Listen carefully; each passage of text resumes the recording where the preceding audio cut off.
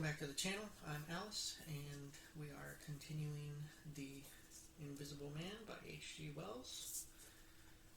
We are on Chapter 3, The 1001 Bottles.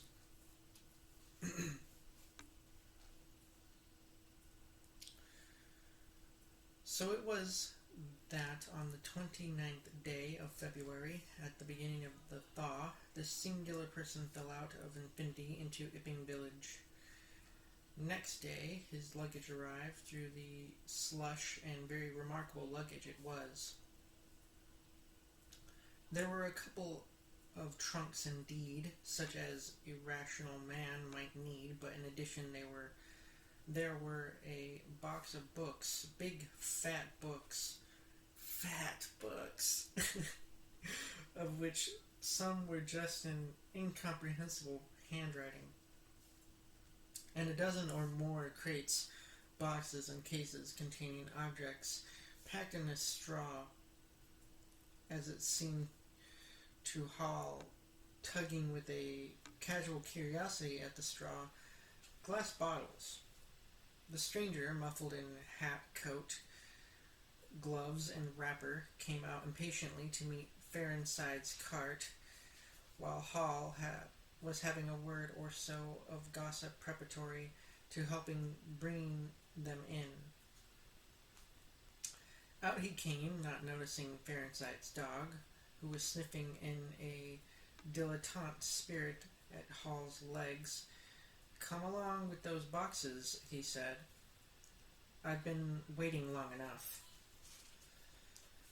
And he came down the steps towards the tail of the cart, as if to lay hands on the smaller crate. No sooner had Fairnside's dog caught sight of him, however, than it began to bristle and growl savagely, and when he rushed down the steps, it gave an undecided hop, and then sprang straight at his hand. "Whoop!" cried Hall, jumping back, for he was no hero with dogs, and Fairnside howled, "Lie down!" and snatched his whip. They saw the dog's teeth had slipped the hand, heard a kick, saw the dog execute a flanking jump and get home on the stranger's leg, and heard the rip of his trousering. Then the finer end of Fairnside's whip reached his property, and the dog, yelping with dismay, retreated under the wheels of the wagon. It was all the business of a swift half-minute. No one spoke, everyone shouted. The stranger glanced swiftly at his torn glove and at his leg, made as if he would stoop to the ladder, then turn and rush swiftly up the stairs into the inn. They heard him go headlong across the passage and up the uncarpeted stairs to his bedroom. "You brute, you!" said Fairnside, climbing off the wagon with his whip in his hand, while the dog watched him through the wheel. "Come here," said Fairnside. "You'd better." Hall had stood gaping. "He was bit," said Hall. "I'd better go and see to him." And he trotted after the stranger. He met Mrs. Hall in the passage. "Carrier's dog," he said. "Bitten." He went straight upstairs, and the stranger's door being ajar, he pushed it open and was entering without any ceremony. Being of a naturally sympathetic turn of mind, the blind was down and the room dim. He caught a glimpse of the most singular thing, what seemed a handless arm waving towards him, and the face of three huge intermediate spots on white, very like the face of a pale pansy. Then he was struck violently in the chest, hurled back, and the door slammed in his face and locked. It was so rapid that it gave him no time to observe a waving of indecipherable shapes, a blow, and a concussion. Where he stood on the dark little landing, wondering what it might be that he had seen, a couple of minutes after, he rejoined the little group that had formed outside of Coach and Horses. There was Fairnside telling about it all over again for the second time. There was Mrs. Mrs. Hall, saying his dog didn't have no business to bite her guests. There was Huckster, the general dealer from over the road, interrogative, and Sandy Wadgers from the forge, judicial besides women and children, all of them saying fatuities. Wouldn't let him bite me, I knows. 'Tisn't right have such dogs. What he bitin' for then, and so forth. Mr. Hall, staring at them from the steps and listening, found it incredible that he had seen anything so very remarkable happen upstairs. Besides, his vocabulary was altogether too limited to express his impressions. He don't want no help, he says, he said in answer to his wife's inquiry. We better be taken of his luggage in. He ought to have it cauterized at once, said Mr. Huckster, especially if it's at all inflamed. I'd shoot him. I'd shoot him, that's what I'd do, said a lady in the group. Suddenly the dog began growling again. Come along, cried an angry voice in the doorway, and there stood the muffled stranger with his collar turned up and his hat brim bent down. The sooner you get those things in, the better I'll be pleased. It is stated by an anonymous bystander that his trousers and gloves had been changed. Was you hurt, sir? Said Farnside. I'm rare sorry the dog. Not a bit, said the stranger. Never broke the skin. Hurry up with those things. He then swore to himself, so Mr. Hall asserts. Directly the first crate was, in accordance with his directions, carried with the parlor. The stranger flung himself upon it with extraordinary eagerness, and it began to unpack it, scattering the straw with an utter disregard of Mrs. Hall's carpet. And from it he began to produce bottles, little fat bottles containing powders, small and slender bottles containing colored and white fluids, fluted blue bottles labeled poison, bottles with round bodies and slender necks, large green glass bottles, large white glass bottles, bottles with glass stoppers and frosted labels, bottles with fine corks, bottles with bungs, bottles with wooden caps, wine bottles, salad oil bottles, putting them in rows on the chiffonier, on the mantel, on the table under the window, round the floor, on the bookshelf, everywhere. The chemist's shop in Bramblehurst could not boast half so many. Quite a sight it was. Crate after crate yielded bottles until all 6 were empty and the table high with straw.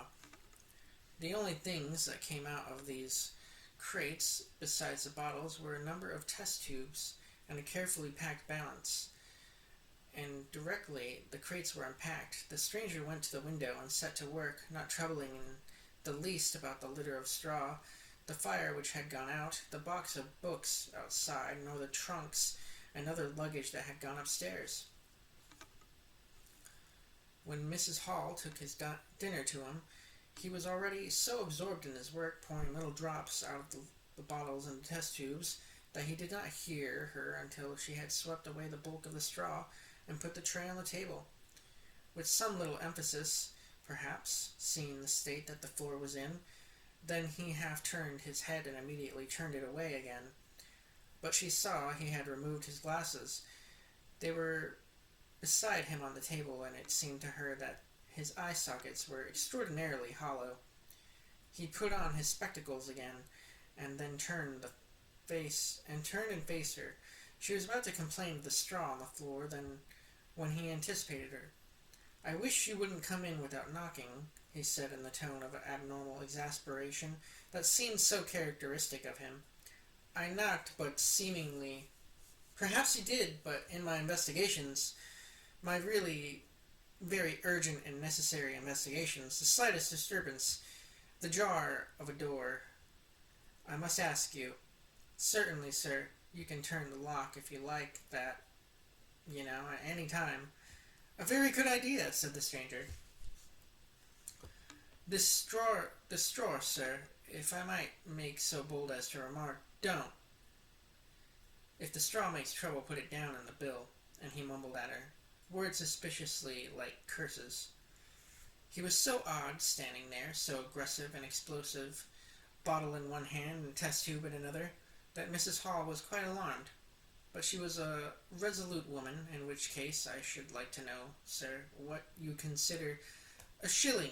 Put down a shilling. Surely a shilling's enough. So be it, said Mrs. Hall, taking up the tablecloth and beginning to spread it all over the table. If you're satisfied, of course. He turned and sat down with his coat collar towards her. All the afternoon he worked with the door locked, and Mrs. Hall testifies, for the most part in silence. But once there was a concussion, and the sound of bottles ringing together as though the table had been hit, and the smash of a bottle flung violently down, and then a rapid pacing athwart the room. Fearing something was the matter, she went to the door and listened, not caring to knock. I can't go on, he was raving. I can't go on. 300,000, 400,000, a huge multitude, cheated all my life it may take me. Patience, patience indeed, fool and liar. There was a noise of hobnails in the bricks in the bar, and Mrs. Hall had very reluctantly to leave the rest of his soliloquy. When she returned, the room was silent again, save for the faint crepitation of his chair and the occasional clink of a bottle. It was all over. The stranger had resumed work. When she took in his tea, she saw broken glass in the corner of the room under the concave mirror, and a golden stain that had been carelessly wiped. She called attention to it. Put it down in the bill, snapped her visitor. For God's sake, don't worry me. If there's damage done, put it down in the bill. And he went on ticking a list in the exercise book before him. I'll tell you something, said Farnside, mysteriously. It was late in the afternoon, and they were in the little beer shop of Iping-Hanger. Well, said Teddy Humphrey, this chap you're speaking of, what my dog bit, well, he's black, leastways his legs are. I see through the tear of his trousers and the tear of his glove, and you'd have expected sort of a pinky to show, wouldn't you? Well, there wasn't none, just blackness. I tell you, he's as black as my hat. My sakes, said Humphrey, it's a rummy case altogether. Why, his nose is as pink as paint. That's true, said Farnside. I knows that. And I tell you what I'm thinking. The man's a piebald, Teddy. Black here, white there, and patches. And he's ashamed of it.